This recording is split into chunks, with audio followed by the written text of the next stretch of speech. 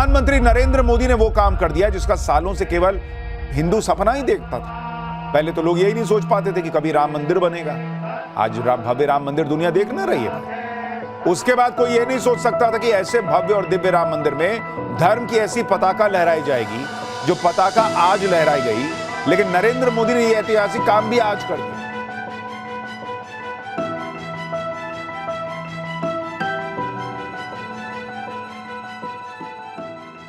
अयोध्या की पावन धरा पर बने भव्य श्री राम जन्मभूमि मंदिर के शिखर पर भगवा ध्वज लहराया गया। पीएम नरेंद्र मोदी ने 25 नवंबर को शुभ मुहूर्त में ध्वजारोहण किया। न्यूज की पाठशाला में सुशांत से जानिए कि विपक्ष ने इस मुद्दे पर क्या कहा और पीएम मोदी ने विपक्ष को कैसे जवाब दिया। प्रधानमंत्री नरेंद्र मोदी ने वो काम कर दिया जिसका सालों से केवल हिंदू सपना ही देखता था। पहले तो लोग यही नहीं सोच पाते थे कि कभी राम मंदिर बनेगा।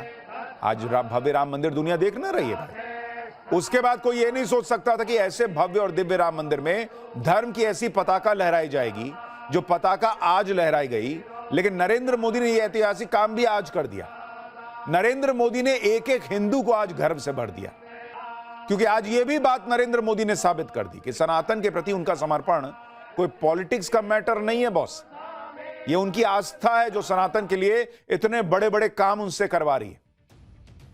क्योंकि देखिए एक चीज समझिए, ये वही अयोध्या है ना जहां 2024 का लोकसभा चुनाव कहा गया कि अरे वहां तो अयोध्या ने वोट ही नहीं दिया मोदी को। उस हार के बाद नरेंद्र मोदी का मजाक इंडी वालों उड़ाते थे। लेकिन नरेंद्र मोदी की सबसे बड़ी बात यही है जो उन्हें सबसे अलग कर देती है कि उनके लिए अयोध्या और प्रभु श्री राम चुनाव का मुद्दा नहीं है। चुनाव में वोट पड़े न पड़े उनकी आस्था नहीं हिलती है।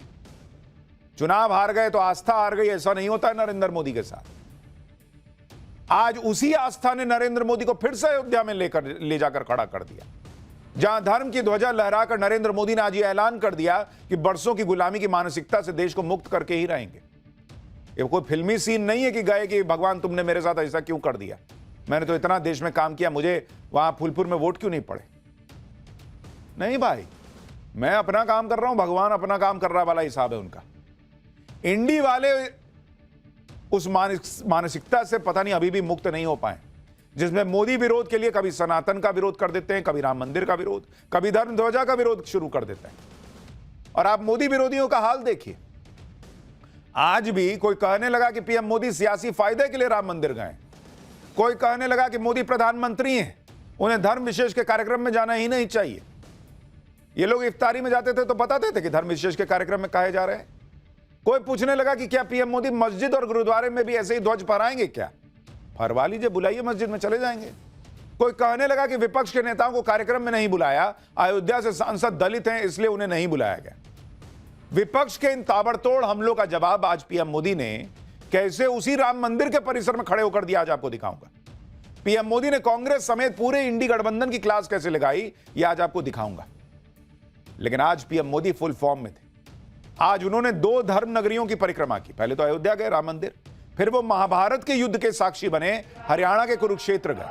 अयोध्या में पीएम मोदी ने भगवान राम के मंदिर में शिखर पर ध्वजा को स्थापित किया, तो कुरुक्षेत्र में भगवान श्री कृष्ण के पवित्र शंख के सम्मान में निर्मित पंचजन्य का उद्घाटन किया। धर्म नगरियों में पीएम मोदी की इस परिक्रमा को देखकर इंडी गठबंधन में ऐसी खलबली मची कि जो अखिलेश यादव कहते थे कि मंदिर क्या है, कहीं पत्थर रख दीजिए मंदिर बन जाएगा, वो अब खुद मंदिर मंदिर का राग अलाप रहे हैं। अखिलेश क्या कह रहे हैं, पीएम मोदी, सीएम योगी और मोहन भागवत ने आज क्या क्या कहा है, पीएम मोदी भावुक क्यों हो गए, ये सब आपके लिए लाया हूं।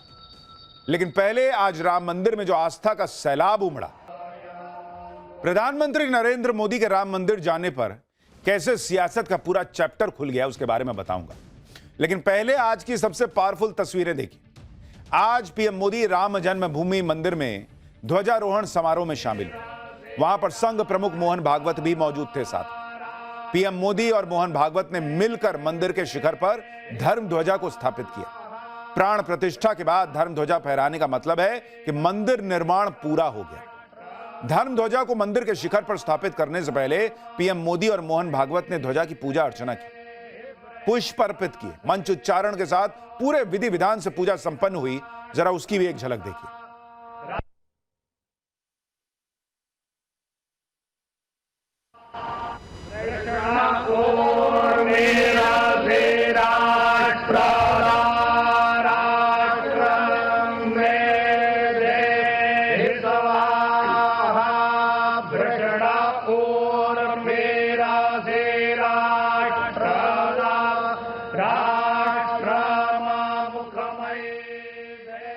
मंदिर के शिखर पर धर्म ध्वजा का स्थापित होना वो पल है, वो क्षण है जिसका इंतजार करोड़ों राम भक्त सदियों से कर रहे थे। प्राण प्रतिष्ठा के बाद राम भक्तों के लिए यह सबसे अहम क्षण था। इसलिए जब पीएम मोदी और मोहन भागवत ने राम मंदिर परिसर से ध्वजा को शिखर पर स्थापित किया तो पूरा माहौल राममय हो गया। देखिए वहां क्या माहौल बन गया था।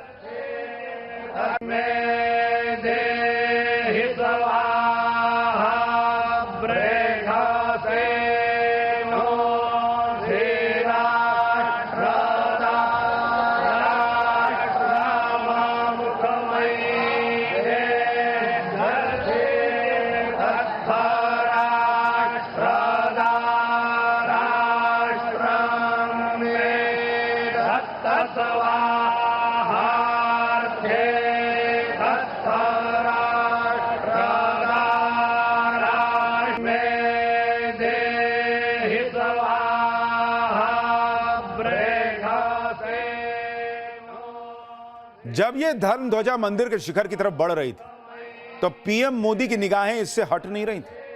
वो हाथ जोड़े इसे देख रहे थे। आप तस्वीर देखिए बॉस। जब यह ध्वज शिखर पर स्थापित हो गया तो पीएम मोदी भावुक हो गए। उनकी आंखें नम हो गईं। आप देखिए किस तरह से उनका, आप भाव देखिए, महसूस कीजिए। उनकी आंखें नम हो गई, हाथ कांपने लगे, चेहरे पर इमोशन साफ दिख रहा था जैसे बरसों पुरानी कोई तपस्या जो है वो आज पूरी हो गई। क्योंकि मन में ठाने में होंगे कि नहीं, राम मंदिर तो बनना है। और आज राम मंदिर पर यह धर्म ध्वजा, मतलब राम मंदिर बनने का पूरा काम जो है वो पूरा हो गया। आप देख रहे हैं, एक एक तस्वीर आप देखते जाइए, उससे आपको पता चलेगा कि नरेंद्र मोदी के लिए इस राम मंदिर के काम के पूरे होने का क्या मतलब। देख रहे हैं भाव। इसके बाद पीएम मोदी ने पूरी आस्था से ध्वज को प्रणाम किया।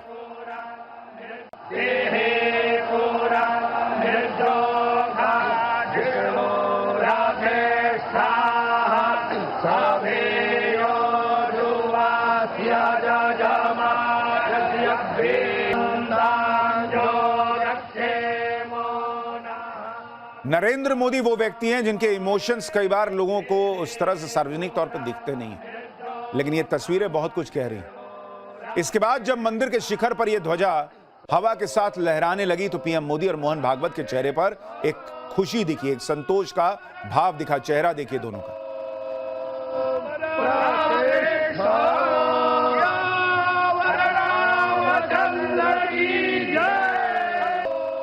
इस धार्मिक कार्यक्रम के पूरा होने पर पीएम मोदी ने कहा कि इसका हिस्सा बनना उनके लिए अत्यंत भाव विभोर कर देने वाला अनुभव है। प्रधानमंत्री मोदी ने कहा कि यह धर्म ध्वजा केवल एक ध्वजा नहीं है बॉस, यह भारतीय सभ्यता के पुनर्जागरण का ध्वज है। सुनिए पीएम मोदी इस ध्वजा को लेकर उन्होंने और क्या क्या कहा है।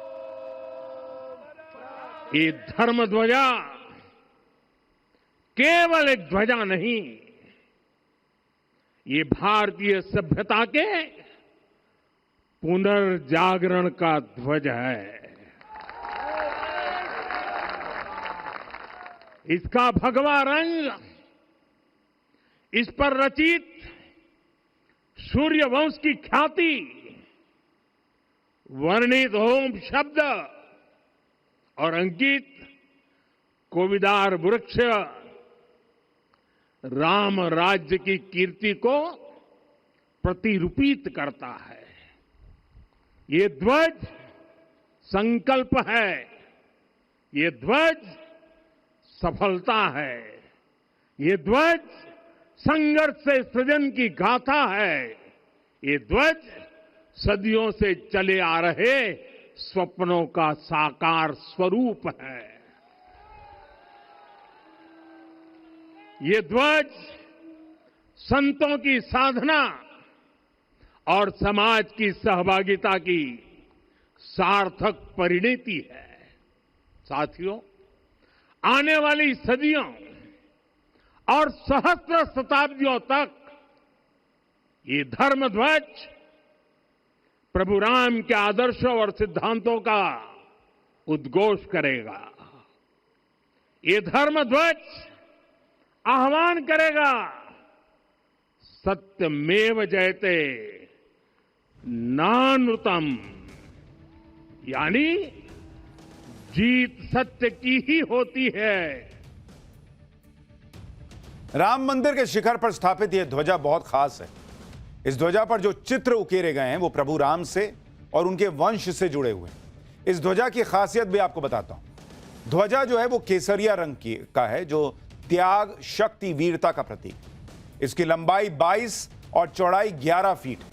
इसे 161 फुट ऊंचे मंदिर शिखर पर स्थापित किया गया है। यह ध्वजा 42 फुट ऊंचे ध्वज दंड पर लगाई गई, क्योंकि भगवान राम सूर्यवंशी हैं और इसलिए ध्वजा में सूर्य का चित्र भी है। समन्वय का प्रतीक ओम भी ध्वजा में अंकित है। ध्वजा पर कोविदार वृक्ष बना हुआ है। सूर्यवंश के राजाओं के ध्वज पर इसी वृक्ष का प्रतीक अंकित होता रहा है। वाल्मीकि रामायण में भी भरत के ध्वज पर इसका वर्णन मिलता है। कहा जाता है कि जब भरत जी भगवान राम को वनवास से वापस लाने के लिए अपनी सेना के साथ चित्रकूट पहुंचे थे, तब लक्ष्मण जी ने उनके रथ पर फहराते कोविदार वृक्ष वाले ध्वज को देखकर पहचान लिया था कि अरे ये तो अयोध्या की सेना है।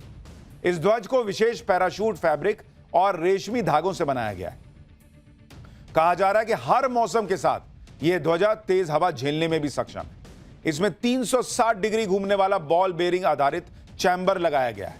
7 कारीगरों ने इस ध्वज को हाथ से सिलने में 25 दिन लगाए। यानी जैसे प्रभु श्री राम की मूर्ति कैसे होगी, इसके लिए एक एक बारीक से बारीक चीज का ध्यान रखा गया था। और जो राम मंदिर में प्रभु राम की मूर्ति देखकर आया है, रामलला की मूर्ति देखकर आया, वो यही कहता है कि कुछ तो बात है, ऐसा लगता है कि प्रभु साक्षात सामने है। वैसे ही धर्म ध्वजा को लेकर भी एक एक बारीक से बारीक चीज का ध्यान रखा गया है। राम मंदिर के शिखर पर आज ध्वजा को फहराने की तस्वीरें सबने देखी और इसके महत्व को भी जाना। नहीं तो इस देश में युवा पीढ़ी में कुछ लोग ऐसे भी हैं जो मंदिर जाने को ओल्ड फैशन माना करते थे, जो पूजा पाठ को सांप्रदायिकता से जोड़ देते थे। उसी देश में आज दशकों बाद राम मंदिर के माध्यम से युवा पीढ़ी ये जान पा रही है कि एक मंदिर की नींव कैसे रखी जाती है, प्राण प्रतिष्ठा क्या होती है, मंदिर में मूर्तियां किस विधि विधान से स्थापित होती हैं, मंदिर के शिखर पर ध्वजा लहराने से जुड़ी रीति रिवाज क्या है। ये सारे देश में आज चर्चा हो रही है। नहीं तो पहले के जनजी से पूछ लीजिए, किसी को पता नहीं था। हिंदू धर्म में शुभ मुहूर्त का कितना महत्व है, ये सब आज देश के युवा राम मंदिर के जरिए जान रहे हैं। क्योंकि दशकों से देश में किसी मंदिर को लेकर ऐसा भव्य कार्यक्रम ही नहीं हुआ। मंदिर बनेगा तब ना होगा। या तो राम मंदिर बनाने के लिए संघर्ष करना पड़ा हिंदुओं को, प्रभु श्री राम के होने के सबूत देने पड़े भाई कोर्ट में। लेकिन ऐसी डिटेलिंग अब देश देख रहा है जब पहले कभी नहीं देखी। देखिए, नरेंद्र मोदी ने बड़ा बदलाव करके दिखाया है कि सनातन को लेकर जो सोच थी वो पूरी तरह से उन्होंने पिछले 11 साल में बदल दी। आज लोग गर्व से सनातन की बात करते हैं, गर्व से अपनी संस्कृति विरासत की बात करते हैं। माता पिता को गोवा ले जाने की बजाय जो है वो मंदिर लेके जाते हैं, कहते हैं कि ना हमको भी लेके जाना है। ऑफिस से छुट्टी लेकर अगर बोलते जाते हैं कि मैं काशी विश्वनाथ जा रहा हूं, ना राम मंदिर जा रहा हूं, कोई ऐसे नहीं देखता कि अरे क्या आदमी है जी, मंदिर जा रहा है। इसी देश में भगवान राम को काल्पनिक तक कहा गया है। सुनिए पीएम मोदी ने आज इसी सोच पर क्या कहा वहां खड़े होकर। ये गुलामी की मानसिकता ही है जिसने इतने वर्षों तक रामत्व को नकारा है। ओरछा के राजा राम से लेकर रामेश्वरम के भक्त राम तक और शबरी के प्रभु राम से लेकर मिथिला के पाहुन राम जी तक, भारत के हर घर में, हर भारतीय के मन में और भारतवर्ष के हर कण कण में राम है। लेकिन गुलामी की मानसिकता इतनी हावी हो गई कि प्रभु राम को भी काल्पनिक घोषित किया जाने लगा। साथियों, अगर हम ठान ले अगले 10 साल में मानसिक गुलामी से पूरी तरह मुक्ति पा लेंगे और तब जाकर के ऐसी ज्वाला प्रज्वलित होगी, ऐसा आत्मविश्वास बढ़ेगा कि 2047 तक विकसित भारत का सपना पूरा होने से भारत को कोई रोक नहीं पाएगा। देखिए, ये सिर्फ एक धर्म ध्वजा नहीं है, भारत का जो सनातनी गौरव रहा है उसका प्रतीक है। हम क्या थे ये पहचानने का मौका है, गुलामी की उस सोच को त्याग देने का मौका है। जब जब इस धर्म ध्वजा को देखिए, याद कीजिए कि कोई 200 साल 300 साल कोई मुगल वगैरह जो है वो यहां राज करके चले गए या यहां हम पर राज कर लिया, इसका मतलब ये नहीं है कि हम वही हैं जो उन्होंने गुलामी में हमसे करवा लिया। इस देश का इतिहास ये है, इस देश की परंपरा ये है, इस देश का जो गौरव है वो ये है। मंदिर पर ध्वजा क्यों लहराई जाती है? ध्वजा लहराने का मतलब क्या होता है, इसको भी समझिए। किसी मंदिर के शिखर पर लहराता ध्वज ये बताता है कि यहां भगवान विराजमान है। पहले के समय में दूर से ध्वज देखकर लोग अंदाजा लगा लेते थे, अरे ये भगवान का स्थान है। भारतीय संस्कृति में ध्वज को रक्षा कवच माना गया है। राजाओं के समय में किले और मंदिर दोनों पर ध्वज लगाए जाते थे। किले में ध्वज शक्ति का प्रतीक, मंदिर में धर्म की रक्षा का प्रतीक माना जाता था। ध्वज का लगातार हवा में लहराना ऊर्जा का प्रतीक माना जाता है। माना जाता है कि ध्वज पर मंत्रों का प्रभाव होता है और हवा के साथ यह ऊर्जा चारों दिशाओं में फैलती है। जब ध्वज ऊंचाई पर लहराता है तो नकारात्मक शक्तियां उस क्षेत्र में प्रवेश नहीं कर पाती। ध्वज स्तंभ को पृथ्वी और ब्रह्मांड के बीच की कड़ी भी माना जाता है। आज ध्वजारोहण से पहले प्रधानमंत्री नरेंद्र मोदी संघ प्रमुख मोहन भागवत के साथ मंदिर की पहली मंजिल पर बने राम दरबार में भी पहुंचे। यहां सिंहासन पर विराजे राजा राम और माता सीता की मनोहारी मूर्ति को आभूषणों से सजाया गया था। उन्होंने पुजारी के हाथों चरणामृत ग्रहण किया और पूजा पाठ भी किया। इसके बाद पीएम मोदी संघ प्रमुख के साथ गर्भगृह में दाखिल हुए। प्रधानमंत्री मोदी रामलला के लिए वस्त्र और चंवर लेकर पहुंचे थे। पहले मंत्रोच्चार और उसके बाद पीएम मोदी ने पुजारियों को वस्त्र और चंवर भेंट किए।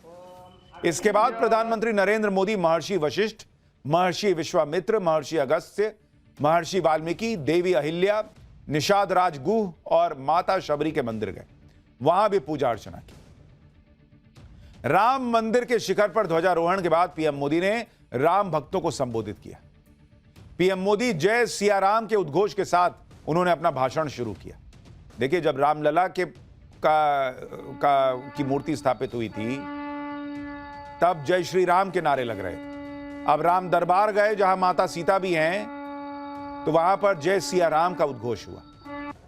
अपने भाषण में पीएम मोदी ने आज भगवान राम की व्याख्या भी की। पीएम मोदी ने कहा कि अगर देश को विकसित बनाना है ना तो अपने अंदर के राम की प्राण प्रतिष्ठा करने का आज सबसे अहम दिन। सुनिए, एक बार फिर बताता हूं कि इंडी वालों को कैसे आज इस दिन भी मिर्ची लगी हुई थी। राम यानी आदर्श, राम यानी मर्यादा, राम यानी जीवन का सर्वोच्च चरित्र, राम यानी सत्य और पराक्रम का संगम, राम यानी धर्म पथ पर चलने वाला व्यक्तित्व, राम यानी जनता के सुख को सर्वोपरि रखना, प्रजा सुखत्वे चंद्रस्य, राम यानी धर्म और क्षमा का दरिया, राम यानी ज्ञान और विवेक की पराकाष्ठा, राम यानी कोमलता में दृढ़ता, राम यानी कृतज्ञता का सर्वोच्च उदाहरण, राम यानी श्रेष्ठ संगति का चयन, राम यानी विनम्रता में महाबल, वीर्यवान च वीर्यण महता स्वेन विस्मितः, राम यानी सत्य का अडिग संकल्प, राम यानी जागरूक, अनुशासित और निष्कपट मन। राम सिर्फ एक व्यक्ति नहीं, राम एक मूल्य है, एक मर्यादा है, एक दिशा है। अगर भारत को साल 2047 तक विकसित बनाना है, अगर समाज को सामर्थ्यवान बनाना है तो हमें अपने भीतर राम को जगाना होगा। हमें अपने भीतर के राम की प्राण प्रतिष्ठा करनी होगी। और इस संकल्प के लिए आज से बेहतर दिन और क्या हो सकता है। प्रधानमंत्री नरेंद्र मोदी की यही बात उनको पब्लिक से कनेक्ट कर देती। वो धर्म की बात भी कर रहे हैं तो उसमें देश का विजन है। वो राम की बात भी कर रहे हैं तो राम बनकर हर व्यक्ति जो है, प्रति भारतीय जो है, वो कैसे 2047 के भारत के लिए अपना योगदान दे सकता है। वो धर्म का रास्ता जो है ना, वो देश को आगे बढ़ाने का रास्ता बनाने की बात कर रहा है। और उनके लिए धर्म और देश अलग नहीं है। उनके लिए वोट पाने का रास्ता नहीं है, वरना वो राम मंदिर भूल जाते हैं कि भाई वोट नहीं पड़ा, छोड़ो। यहां लोग अपनी कंस्टिट्यूएंसी छोड़ के चल देते हैं अगर एक बार चुनाव हार जाएं। ये है नरेंद्र मोदी। इधर पीएम मोदी ने भगवान राम का नाम लिया, उधर इंडी गठबंधन को आग लग गई। इंडी गठबंधन वाले ये कहने लगे कि अरे ये सब तो पीएम मोदी राजनीतिक फायदे के लिए कह रहे हैं। अभी कौन सा राजनीतिक फायदा, और जब किया था तब कौन सा मिल गया? इंडी वाले कह रहे हैं कि धर्म से कोई लेना देना नहीं है नरेंद्र मोदी का। सुनिए कांग्रेस और सपा के नेता क्या कह रहे हैं। देखिए, हमारे प्रधानमंत्री कोई अवसर नहीं छोड़ते हैं पब्लिसिटी का, और ये तो एक अच्छा मौका था, जबकि ये काम किसी धर्म गुरु को देना चाहिए था, लेकिन ये काम भी वो स्वयं कर रहे हैं। पहले भी उन्होंने शिलान्यास भी किया, उद्घाटन भी किया, तो वो हर ऐसा अवसर का फायदा उठाना चाहते हैं जिससे उनको राजनीतिक फायदा हो। कोई धर्म से प्रभावित होकर या श्रद्धा से उन्होंने ये काम किया, ऐसा नहीं है। वो सिर्फ इसका राजनीतिक लाभ उठाने जाएगा राम मंदिर। कि हमारा देश लोकतांत्रिक है, संवैधानिक है, और यहाँ पर धार्मिक देश नहीं है। इसलिए हमारे देश के प्रधानमंत्री हों या माननीय प्रधानमंत्री हो, माननीय राष्ट्रपति हो, या किसी भी प्रदेश के मुख्यमंत्री हो, तो हम उम्मीद करते हैं कि वो लोग सभी धर्म के लोगों को साथ लेकर के उनकी बात करें, ना कि धर्म विशेष की बात करें। और ऐसा मैसेज देकर के सिर्फ राजनीतिक बेनिफिट हासिल तो हो सकता है, लेकिन देश का भला कभी नहीं हो सकता। नरेंद्र मोदी से पहले जो नेता इफ्तारी में जाते थे उससे देश का भला हो जाता था। इतना इस जगह के लिए, बाबरी मस्जिद के लिए लड़ाई लड़ी गई। कोर्ट ने जो जगह दी वहां मस्जिद बनाने के लिए एक ईंट नहीं रखी गई। राम मंदिर पूरा बन गया, धर्म ध्वजा लहरा गई। क्यों नहीं बनाए मस्जिद? अगर इतनी आपको चिंता थी मस्जिद की, बनाते फिर बताते कि भाई यहां बन गया, आप इसमें भी आइए, तब तय होता कि वो जा रहे हैं नहीं जा रहे हैं, क्या कर रहे हैं। जनवरी में रामलला की प्राण प्रतिष्ठा हुई थी, अप्रैल मई में लोकसभा चुनाव हुए थे। नतीजों से पहले ये लोग यही ना बोले थे यार बड़ी जल्दबाजी में रामलला की प्राण प्रतिष्ठा कर दी क्योंकि बीजेपी को चुनाव जीतना था। यहां तो बीजेपी की सीटें घट गई थी। फिर इन्होंने विपक्ष ने मजाक बनाया कि अरे पीएम मोदी को राम भक्तों ने वोट नहीं दिए। तब इंडी गठबंधन के नेता यह तर्क देने लगे कि धर्म के नाम पर वोट नहीं मिलते। सपा सांसद अवधेश प्रसाद ने तब कहा था कि वो जमीन से जुड़े नेता थे इसलिए जीत गए। अब कह रहे हैं कि सियासी फायदा लेने के लिए कर रहे हैं। कौन सा सियासी फायदा बॉस? कौन सा चुनाव है अभी? सुनिए अयोध्या में बीजेपी की हार पर विपक्ष के नेताओं ने उस समय कैसे मजाक उड़ाया था, एक बार याद कीजिए। अरे भैया, आपका डायरेक्ट कनेक्शन है ईश्वर से, तो अयोध्या कैसे हार गए?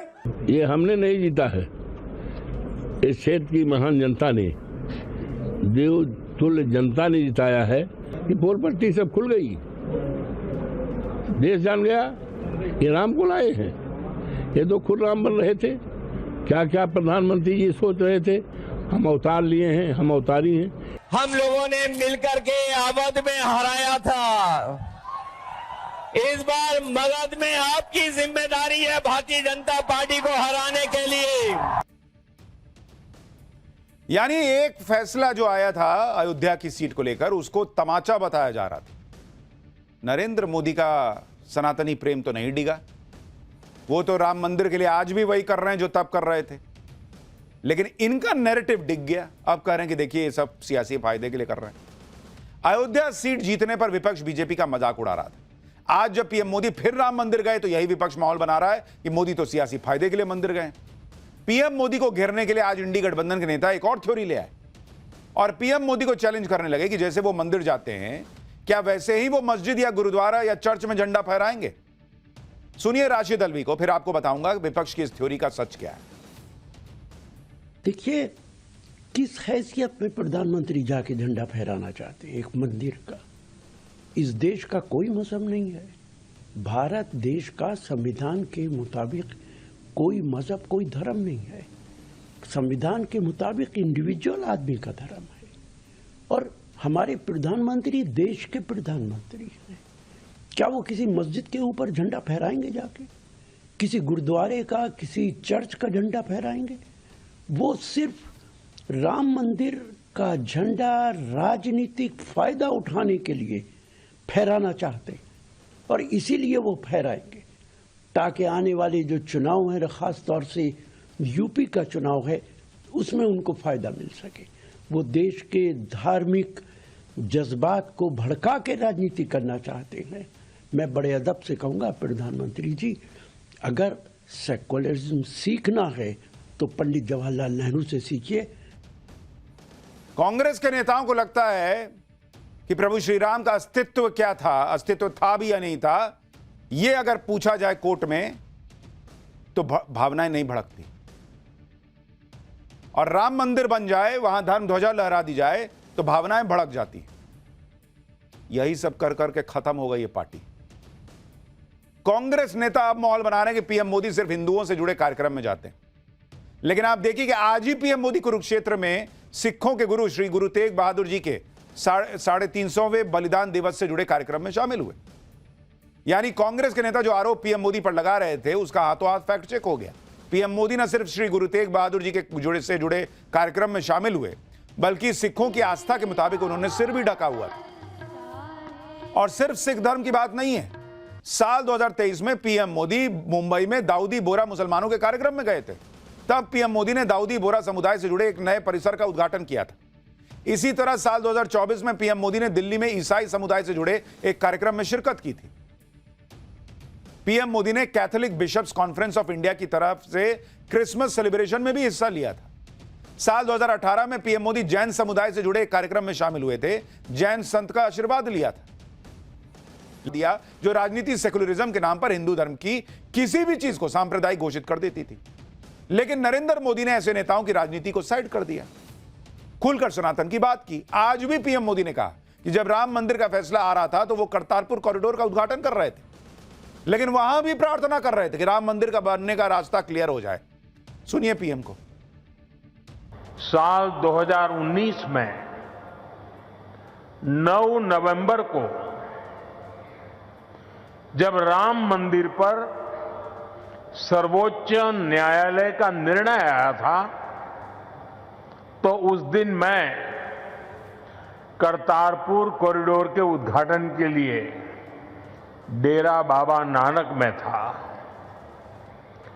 मैं यही प्रार्थना कर रहा था कि राम मंदिर निर्माण का मार्ग प्रशस्त हो,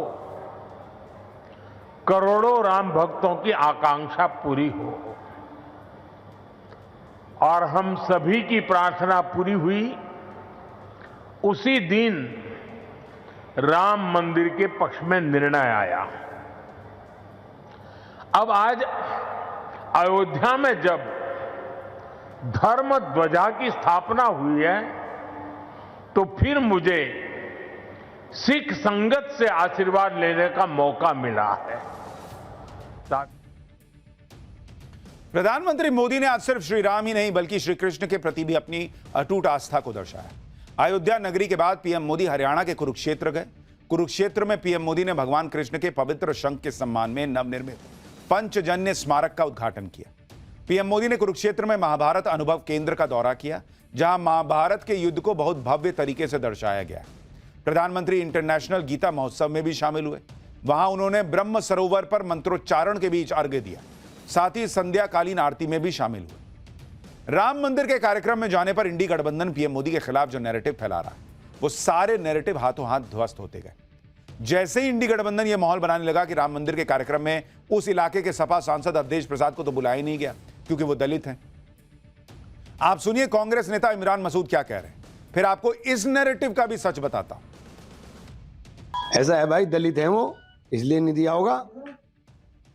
अब ये तो बड़ी दुर्भाग्य है, लोकल सांसद को प्रधानमंत्री आ रहे हैं और प्रधानमंत्री के आगमन पर लोकल सांसद को भी निमंत्रण ना हो। इससे ज्यादा दुखदायी क्या हो सकता है। सबसे पहला तो हक वहां के सांसद का है, लेकिन वो दलित है इसलिए उसको बुलाया नहीं। कई लोगों को जो अयोध्या नहीं गए हैं राम मंदिर, उनको राम भद्राचार्य कह रहे हैं कि उनका दुर्भाग्य है, वो लोग नहीं आ। ये तो आस्था है भाई अपनी, सबको जहां जिस तरह की जो आस्था है उसका पालन करना चाहिए। ये तो आस्था है।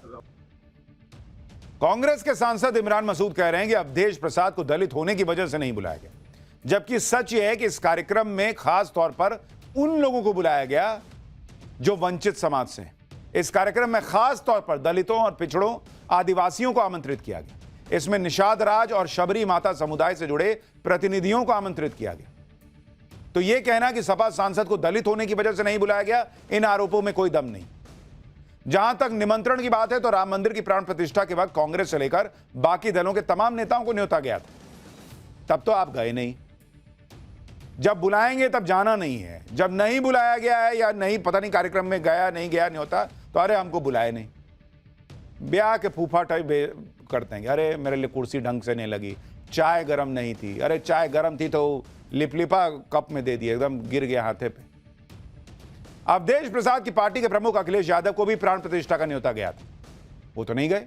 लेकिन अब अखिलेश यादव ये माहौल बना रहे हैं कि वो अयोध्या के राम मंदिर में दर्शन के लिए जरूर जाएंगे।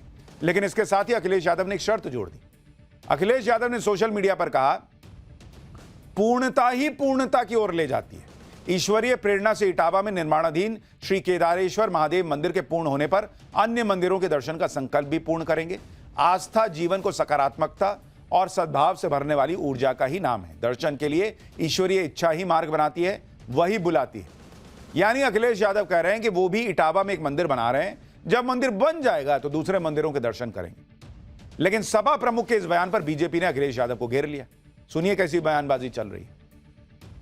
अखिलेश यादव जी, केदारेश्वर महादेव मंदिर की पूर्णता तभी होगी जब आज आप शपथ लेंगे कि अब से आप और आपके पार्टी का कोई नेता हिंदू धर्म के खिलाफ नहीं बोलेगा, हिंदू धर्म की आस्था का मजाक नहीं उड़ाएगा।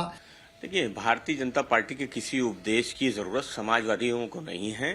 भारतीय जनता पार्टी पहले सनातन धर्म का पालन करे और भाजपा के अंदर मौजूद जो भाजपा के नेता हैं जो लगातार सनातन धर्म का अपमान करते हैं, भारतीय जनता पार्टी को पहले उनको, यानी एक तरफ ऐसे या तो इस्लाम धर्म स्वीकार कर ले, अगर हिंदू हैं तो उनको निमंत्रण की जरूरत नहीं है, उनको तो पारब्रह्म परमात्मा। आप महंत राजू दास जी स्वागत करेंगे अखिलेश यादव का? नहीं, कोई राम नाम करेगा, जय श्री राम करेगा, भारत माता की जय करेगा, वंदे मातरम करेगा, तो हम उसका तिलक करेंगे, स्वागत क्यों नहीं करेंगे? आए राम जी के चरण में नाक रगड़ के माफी मांगे कि मेरे पिताजी ने बहुत गलती किया, निहत्थे राम भक्तों की सीना गोली से छलनी किया, हाय तौबा। एक तरफ ऐसी पॉलिटिक्स चल रही है, दूसरी तरफ ओवैसी जैसे नेता भी हैं। ओवैसी ने कहा कि मुसलमानों की मस्जिद शहीद कर दी गई, लेकिन दूसरी मस्जिद शहीद नहीं होने देंगे। ओवैसी की पार्टी के नेता कह रहे हैं कि हमारे लिए तो वहां कयामत तक मस्जिद ही रहेगी। इन लोगों को भी सुनिए। हमारी मस्जिद को शहीद कर दिया गया और कोर्ट का जब फैसला आया तो कोर्ट ने कहा किसी ने शहीद नहीं किया। सुप्रीम कोर्ट का फैसला आया तो कहा कि आस्था की बुनियाद पर मस्जिद आपको नहीं दी जा सकती। मुल्क की तारीख उठाकर पढ़ लो, जो लोग आज मुसलमानों को गाली देते हैं और वफादारी का सर्टिफिकेट हमसे पूछते हैं, इतना सब हमने सहा। और कल देखिए, हमारा तो ये मानना है कि 6 दिसंबर 1992 भारत देश के लिए काला दिन था, डेमोक्रेसी के लिए काला दिन था, जिस दिन हमारी बाबरी मस्जिद को एक षड्यंत्र के जरिए शहीद कर दिया गया। और हमारा ये मानना है कि एक बार जहाँ मस्जिद थी है ता कयामत तक मस्जिद रहेगी, हमारा ईमान बोलता है। अब मोदी जी तो संविधान की शपथ ली है, संवैधानिक पद के ऊपर बैठे हैं, गए वहाँ पे ध्वजारोहण किया। कि आप तो बोलते भी हो सबका साथ सबका विकास सबका विश्वास की भी आप बात करते हो, तो आप सिर्फ एक ही समुदाय के तो प्रधानमंत्री नहीं है ना, आप तो पूरे देश के प्रधानमंत्री है, आप तो मेरे भी प्रधानमंत्री है। तो फिर आप एक समुदाय के खिलाफ ही आपके लोग इतनी नफरत क्यों फैला रहे हैं? एक तरफ तो एक सांस में ये लोग कहते हैं कि मुगलों से हमारा क्या लेना देना, और दूसरी सांस में बाबरी मस्जिद इनकी मस्जिद हो जाती है, बाबर ने मस्जिद बनाई इनकी हो गई। और उसके सालों साल पहले से वहां सनातन के जो प्रतीक रहे हैं, सनातन की जो आस्था जुड़ी रही है, सनातन के जो सबूत रहे हैं, उसका कोई मतलब नहीं। वो भूल जाइए आप, क्योंकि कोई बाबर आया उसने मस्जिद बना दी तो वो मस्जिद बाबरी मस्जिद हो गई, अब वो वही रहेगी। चाहे प्रभु श्री राम की अयोध्या रही हो नहीं रही हो, उससे क्या फर्क पड़ता। बाबर बाहर से आके उसने मस्जिद बना दी तो अब वो हो गई अयोध्या बाबरी की हो गई। देखिए, अब ये सब बोलने से फायदा नहीं है। अगर इतनी मस्जिद के लिए चिंता थी तो वहां मस्जिद के लिए जगह मिली है आपको कोर्ट से, वहां बनाना चाहिए। अब चाहे ओवैसी कुछ भी कहें, ओवैसी के लोग कुछ भी कहें, कांग्रेस कुछ भी कहे, अखिलेश यादव कोई भी पॉलिटिक्स करे, राम मंदिर को लेकर यह देश गर्व से भरा हुआ है। अयोध्या का आप जोश देखिए, वहां पर दीपावली की तरह जश्न मना, पटाखे फोड़े गए आज, लेकिन यहां तो अंदर ही अंदर बम फूट रहा है इंडी वालों। खैर, पाठशाला में अब अगला चैप्टर जिसमें आपको बताने जा रहा हूं, हजारों सालों से सोया ज्वालामुखी अचानक क्यों फटा, भारत से लेकर चीन तक कोहराम क्यों मच गया है, हजारों किलोमीटर दूर फटा ज्वालामुखी भारत में कहां और क्या कहर बरपाएगा, अब इसका चैप्टर। इस वक्त दुनिया में एक ऐसे ज्वालामुखी ने हड़कंप मचाया हुआ है जो हजारों सालों से सोया हुआ था। लेकिन जब इसका लावा फटा तो कोहराम मच गया। क्या भारत, क्या चीन, हर जगह खलबली मच गई कि इस धधकते ज्वालामुखी से क्या बड़ी आफत आने वाली है। क्योंकि सुनसान रेगिस्तान में इस ज्वालामुखी में अचानक ऐसा विस्फोट हुआ कि आसमान में काला धुआं छा गया। आप तस्वीरें देखिए बॉस, पूरा आसमान जो है ना वो धुएं के गुबार से भर गया। राख की मोटी चादर ने पूरे आसमान को ढक दिया। ये तस्वीरें देखिए, दुनिया के होश उड़े हुए हैं। फ्लाइट्स के रूट चेंज करने पड़े हैं। लोग घबरा गए क्योंकि इस तरह का ज्वालामुखी जब फटता है तो बहुत बड़ी आफत लेकर आता है। सोचिए कितना खतरनाक है कि ज्वालामुखी अफ्रीका के इथियोपिया में फटा है, लेकिन खतरा हजारों किलोमीटर दूर भारत और चीन तक पहुंच गया। इथियोपिया में हेली गुब्बी नाम का यह ज्वालामुखी 10 से 12 हजार साल बाद फटा है। 10 से 12 हजार साल बाद, जिसकी राख का गुबार आसमान में 15 किलोमीटर ऊपर तक उठा, जिसका खतरा मध्य एशिया और भारत तक मंडराने लगा। भारत से लगभग 4,500 किलोमीटर दूर ज्वालामुखी फटा था, लेकिन इसका असर दिल्ली तक हुआ। ऐसा हड़कंप मचा कि फ्लाइट्स कैंसिल करनी पड़ गई। आशंका जताई जाने लगी कि कुछ ही घंटों में ज्वालामुखी की राख से दिल्ली ढक जाएगी। दिल्ली पहले ही धुएं से बेहाल है भाई। ऐसे में ज्वालामुखी से निकली जहरीली राख क्या हाल कर देती। ज्वालामुखी की जहरीली राख कहां तक पहुंच गई, कितना बड़ा संकट और खतरा अब भी बना हुआ है। चीन ने इस ज्वालामुखी को लेकर अपने यहां क्यों अलर्ट जारी कर दिया है, आज आपको सब दिखाने वाला हूं। लेकिन पहले ज्वालामुखी विस्फोट और उससे होने वाली तबाही का एक छोटा सा ट्रेलर देख लीजिए। भारत और चीन तक जिस खतरे की चर्चा है उसे आप इस तरह से समझिए कि अफ्रीकी देश इथियोपिया में 23 नवंबर को धरती के भीतर बहुत जबरदस्त विस्फोट हुआ। लगभग 12,000 साल से सोया हुआ हेली गुब्बी ज्वालामुखी अचानक फट पड़ा। इस विस्फोट से निकलने वाली राख और सल्फर डाइऑक्साइड ने कुछ ही देर में पूरे आसमान पर कब्जा कर लिया। राख का गुबार 15 किलोमीटर ऊपर तक उठा, यानी एवरेस्ट से भी 2 गुना ऊंचा। ज्वालामुखी से उठे धुएं के गुबार को कई किलोमीटर दूर से ही देखा जा सकता था। जिस इलाके में ज्वालामुखी फटा वहां से कई किलोमीटर दूर के इलाके में हड़कंप मच गया। हर कोई ज्वालामुखी से उठे धुएं को देखकर हैरान था। लोगों ने बताया कि ऐसा लगा जैसे कोई बड़ा बम विस्फोट फटा हुआ, जिसके बाद धरती कांप गई और धुएं और राख ने सब कुछ ढक दिया। ज्वालामुखी में एक विस्फोट नहीं हुआ, कई घंटों तक कहा जा रहा है विस्फोट की आवाज आती रही, लेकिन पूरे इलाके में दहशत ज्वालामुखी से निकलने वाली राख से। राख के बादल रुकने को तैयार नहीं है। इससे अभी तक कोई मौत तो नहीं हुई, लेकिन गांव के गांव राख की परत से जम गए। जिस इलाके में यह ज्वालामुखी फटा उसे दुनिया का सबसे गर्म और सूखा इलाका माना जाता है। इसे पृथ्वी का नर्क कहा जाता है, क्योंकि यहां तापमान 50 डिग्री तक चला जाता है। इसी इलाके के डानाकिल रेगिस्तान में ही हेली गुब्बी ज्वालामुखी है। यह एक शील्ड ज्वालामुखी है, यानी ऐसा ज्वालामुखी जो चौड़ा और सपाट होता है। वैज्ञानिकों के मुताबिक इस ज्वालामुखी में आखिरी विस्फोट करीब 12,000 साल पहले हुआ था। तब आखिरी हिमयुग खत्म हो रहा था। सोचिए 12,000 साल बाद अचानक यह फटा है। इस भयंकर ज्वालामुखी में विस्फोट हुए 50 घंटे बीत चुके हैं, लेकिन अभी भी हेली गुब्बी ज्वालामुखी से गर्म लावा निकलना जारी है। आप तस्वीरें देखिए, ज्वालामुखी विस्फोट की सैटेलाइट तस्वीर भी सामने आई है। अंतरिक्ष से ली गई इस तस्वीर में दिख रहा है कि विस्फोट कितना बड़ा था। यह तस्वीर देखिए, इसमें आपको सैटेलाइट इमेज से दिख रहा है कि कितना भयंकर विस्फोट हुआ था। एक और तस्वीर आपको दिखाता हूं, इथियोपिया के हेली गुब्बी की ही यह तस्वीर है। बताया जा रहा है कि जनवरी में ही संकेत मिलने लगे थे कि धरती के नीचे कुछ तो चल रहा है, क्योंकि धरती से गर्म गैसें बाहर आने लगी थी। भारत से अफ्रीका हजारों किलोमीटर दूर है, लेकिन वहां फटे ज्वालामुखी का असर कैसे भारत तक पहुंचने की आशंका जताई गई उसे वो समझिए। इथियोपिया के हेली गुब्बी ज्वालामुखी में 23 नवंबर को सुबह करीब 7 बजे विस्फोट हुआ। इथियोपिया से उठे राख के बादल ओमान तक अगली सुबह 5 बजे पहुंच गए। इसके बाद आशंका जताई जाने लगी कि राख के बादल 24 नवंबर को रात 11 बजे तक दिल्ली पहुंच जाएंगे। दिल्ली से इथियोपिया के हेली गुब्बी ज्वालामुखी की दूरी करीब 4,500 किलोमीटर है और 130 किलोमीटर की रफ्तार से बढ़ रहा राख का गुबार 40 घंटे में दिल्ली पहुंचने वाला था। ऐसे में जो दिल्ली ऑलरेडी स्मॉग से घिरी हुई है, वहां लोगों के फेफड़ों पर क्या असर पड़ेगा इसको लेकर चिंता होने लगी, क्योंकि दिल्ली पर ऐसे ही खतरा नहीं बताया जा रहा था।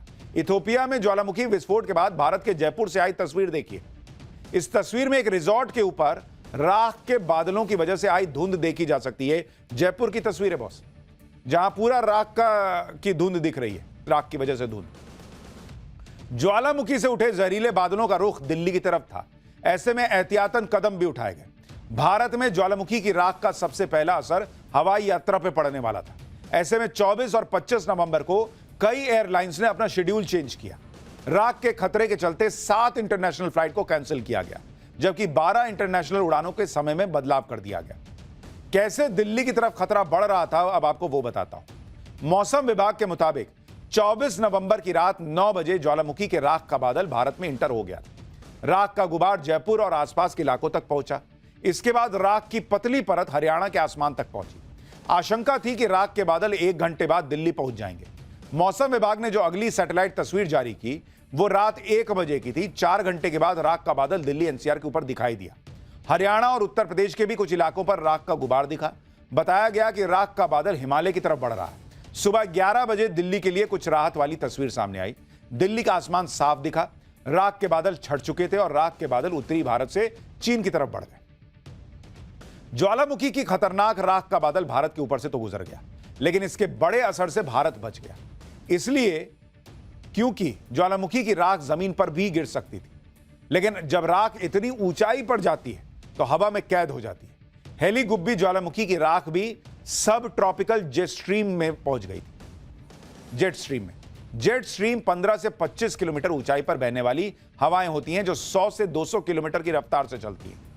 जेट स्ट्रीम पश्चिम से पूर्व की ओर बहती है और हेली गुब्बी की राख इसी के साथ पैसिफिक की तरफ बढ़ गई। ज्वालामुखी का फटना कितना खतरनाक होता है यह आप इस बात से समझिए कि कुछ साल पहले अमेरिका के पास ग्वाटेमाला में जब ज्वालामुखी फटा था तो सैकड़ों लोगों की जान चली गई।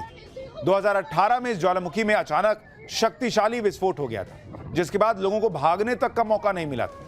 यह विस्फोट राख, लावा और गर्म गैसों से भरा हुआ था, जिसके कारण कम से कम 201 लोगों की मौत हुई थी। आप तस्वीरें देखिए, ये जून 2018 की तस्वीरें, भयानक। 260 लोग तो लापता हो गए थे बॉस। एक तरफ ज्वालामुखी किलाउआ ज्वालामुखी अमेरिका के हवाई द्वीप पर स्थित है और दुनिया के सबसे सक्रिय ज्वालामुखियों में से एक है। यह ज्वालामुखी लगातार फटने और 1000 फीट तक लावे के फव्वारे उगलने के लिए जाना जाता है। ये देखिए, 1000 किलोमीटर ऊपर तक तो इसका लावा जाता है। 2025 में ही किलाउआ ज्वालामुखी में जो है उसमें एक शक्तिशाली विस्फोट हुआ था, जिसमें लावे के फव्वारे को लगभग 1000 फीट ऊपर तक उछलते हुए देखा गया था। ये देखिए, जैसे वो फायर ब्रिगेड वाले नहीं पानी मारते हैं, ऐसा लग रहा है कोई अंदर से पानी की जगह आग मार रहा है। इसी तरह से फिलीपींस का ताल ज्वालामुखी लुजोन द्वीप पर स्थित एक सक्रिय ज्वालामुखी है। ये देखिए, ये ज्वालामुखी मनीला से लगभग 50 किलोमीटर दूर है। खासियत इसकी है कि झील के बीच में एक द्वीप पर ज्वालामुखी का क्रेटर है। ताल झील के बीच में होने की वजह से जब इसमें विस्फोट होता है तो पानी के साथ लावा कई सौ मीटर ऊपर तक चला जाता है। ये देखिए, दुनिया में जो सबसे एक्टिव ज्वालामुखी है उसमें मेक्सिको का ज्वालामुखी है। हाल ही में इस ज्वालामुखी में गतिविधि देखी गई थी, जिसके कारण राख और गैसें निकल रही हैं। यह ज्वालामुखी मेक्सिको सिटी के पास है और सबसे सक्रिय और खतरनाक ज्वालामुखी में से एक है। माउंट एटना इटली के सिसिली आइलैंड पर स्थित यूरोप का सबसे सक्रिय ज्वालामुखी है।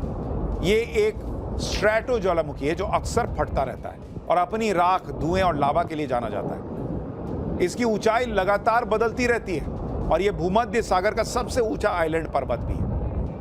ज्वालामुखी से उठने वाली राख और उससे बनने वाला बादल कितना खतरनाक होता है वो भी आपको बताता हूं। ज्वालामुखी की राख के गुबार में ज्यादातर सल्फर डाइऑक्साइड होता है, जबकि इसमें ज्वालामुखी की राख कम या मीडियम मात्रा में होती है, लेकिन राख में कांच और चट्टान के बहुत महीन टुकड़े मिले हुए होते हैं। तो इसलिए ऐसा नहीं कि सिर्फ राख आ गई क्या ही हो जाएगा, इससे बहुत नुकसान भी हो सकता था। लेकिन फिलहाल नुकसान तो पाकिस्तान का होगा ऐसा लगता है। पाठशाला में अब अगला चैप्टर, पाकिस्तान में धमाके के बीच मुनीर का आधी रात वाला वो कांड। अब दोनों तरफ से फंस जाएगा पाकिस्तान। भारत में क्या देख पगला गया पाकिस्तान कि 2 महीने में दूसरा ब्लंडर मुनीर ने क्यों कर दिया, अब इसका चैप्टर देखिए। पाकिस्तान की हालत इस वक्त ऐसी है कि वो ब्लंडर पर ब्लंडर किए जा रहा है। इधर नरेंद्र मोदी अपनी तैयारी किए बैठे हैं, उधर मुनीर हड़बड़ाहट में ऐसे ऐसे कांड कर रहा है कि पाकिस्तान एक तरफ से नहीं दोनों तरफ से फंसता जा रहा है।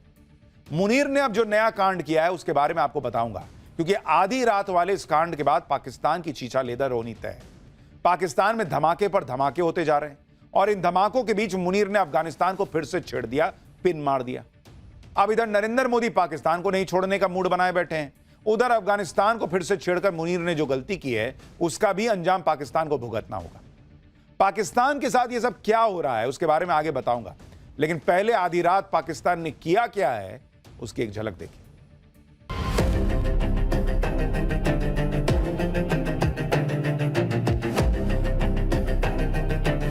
क्या पता कल को सिंध भारत में फिर से वापस आए।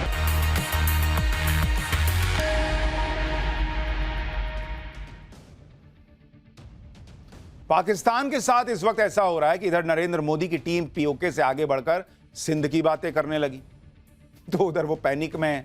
उधर पाकिस्तान के अंदर धमाके होते चले जा रहे हैं।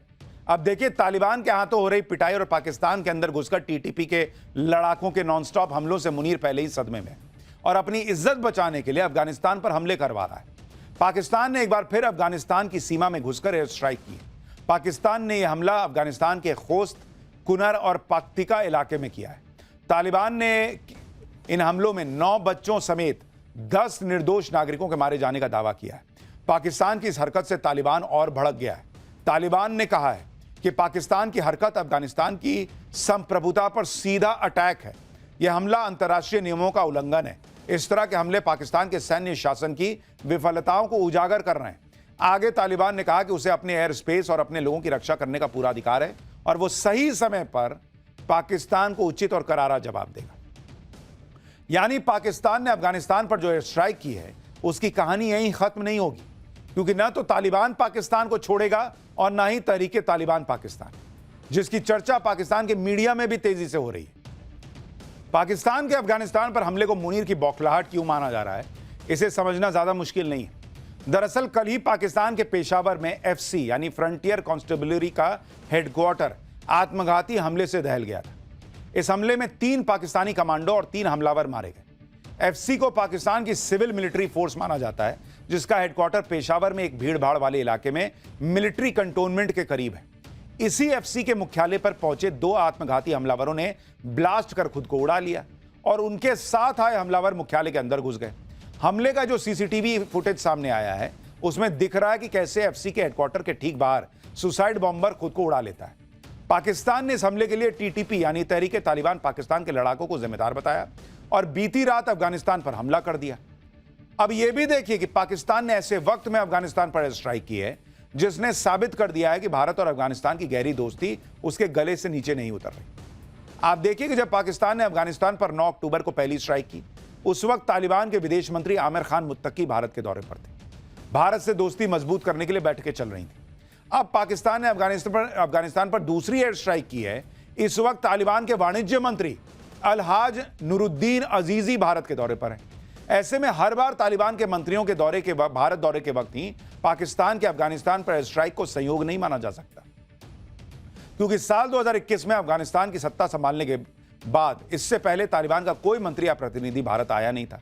और जैसे ही अक्टूबर में तालिबान के विदेश मंत्री ने भारत का दौरा किया, भारत ने काबुल में फिर से अपना दूतावास खोला और अब तालिबान के वाणिज्य मंत्री ने कहा है कि वो काबुल में भारत के डिप्लोमेट्स के लिए पूरी सुरक्षा की गारंटी देने को तैयार है। यानी इधर भारत और तालिबान या अफगानिस्तान के रिश्ते बेहतर हो रहे हैं, उधर पाकिस्तान को आग लगी, वहां बम फट रहे हैं, मुनीर कांड पे कांड कर रहा है। भाई वो फंस जाएगा, समझ नहीं रहा है। देश और दुनिया की तमाम खबरों के लिए बने रहिए टाइम्स नाउ भारत के डिजिटल प्लेटफॉर्म के साथ।